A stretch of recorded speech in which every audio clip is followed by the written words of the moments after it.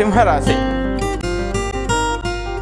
సింహరాశి వాళ్ళకి ఈ వారం చాలా కాలంగా మీరు ఏదైతే ఒక చికాకు మనసులో ఉందో, ఏదైతే చికాకు వల్ల ఒక రకమైన సంఘర్షణ ఏర్పడుతుందో, ఆ సంఘర్షణకి, ఆ చికాకులకి పరిష్కారం లభించి చక్కని మానసికమైనటువంటి ప్రశాంతత ఇవన్నీ కూడా ఏర్పడే అవకాశం ఈ వారం ఉంది. భవిష్యత్తుకు కావలసినటువంటి చక్కని ప్రణాళికలు సిద్ధం చేసుకోవడంలో మీరు ముందుంటారు. అంతేకాకుండా ఆరోగ్య విషయంలో మాత్రం తగు జాగ్రత్తలు అవసరమే.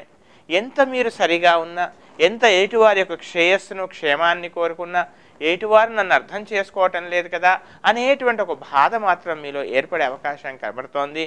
నరఘోష లేదా ఎదుటి వాళ్ళ యొక్క ఈర్ష్య ద్వేషాలు ఇలాంటివి మాత్రం మీరు ఎదుర్కొనేటువంటి అవకాశం ఈ వారం కనబడుతోంది. అంతేకాకుండా ముఖ్యంగా బంధువులతో, స్నేహితులతో, కుటుంబంలో కూడా చక్కని సత్సంబంధాలు ఏర్పడతాయి. తమ యొక్క సంతానం యొక్క వివాహ విషయంలో మీరు చేసేటువంటి ప్రయత్నాలు, మీరు చేసేటువంటి ఏవైతే శ్రమ ఉందో దానికి చక్కని ఫలితం కూడా, శుభవార్త కూడా ఈ వారం మీరు వినేటువంటి అవకాశం కనపడుతోంది. సంతానం యొక్క పురోభివృద్ధి, సంతానం యొక్క అభివృద్ధి మీకు చక్కని మానసికమైనటువంటి చక్కని ఒక రకమైనటువంటి ఉత్సాహానికి, ఉల్లాసానికి కారణమయ్యేటువంటి అవకాశాలు కనబడుతున్నాయి. ఆరోగ్య విషయంలో అలాగే ముఖ్యంగా వాహనాలు నడిపే విషయంలో కూడా మాత్రం ఎలాంటి అశ్రద్ధ పనికిరాసుమా.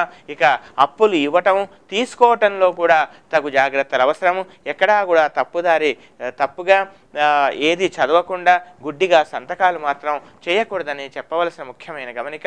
ఇక విద్యార్థులు చక్కగా ఉంది, చక్కగా కృషి చేయండి, చక్కని ఫలితాలు మీరు పొందుతారు. విదేశాల్లో ఉన్నటువంటి వాళ్ళకు కూడా కాస్త ఆలస్యంగానైనా కానీ మీకు వారాంతంలో చక్కని అనుకూల ఫలితాలు ఏర్పడవచ్చు. ఇంకా ఉత్తమమైనటువంటి ఫలితాల కొరకు ప్రతిరోజు కూడా మామిడి చెట్టును పెంచే ప్రయత్నం చేయండి. ఒక మామిడి చెట్టును పెంచి పోషించి ప్రతిరోజు దానికి నీళ్లు పోసి ఏదైనా నివేదన, ఎంత ఖండ శర్కర కానీ లేదా ఒక చిన్న బెల్లం ముక్క కానీ నివేదన చేయండి. అవకాశం ఉంటే దీపారాధన కూడా చాలా ఉత్తమ ఫలితాలను ఇస్తుంది. ఈ విధంగా వారం వరకు మొత్తం చేయండి. వారాంతంలో చక్కని మీకు అనుకూల ఫలితం ఏర్పడవచ్చు.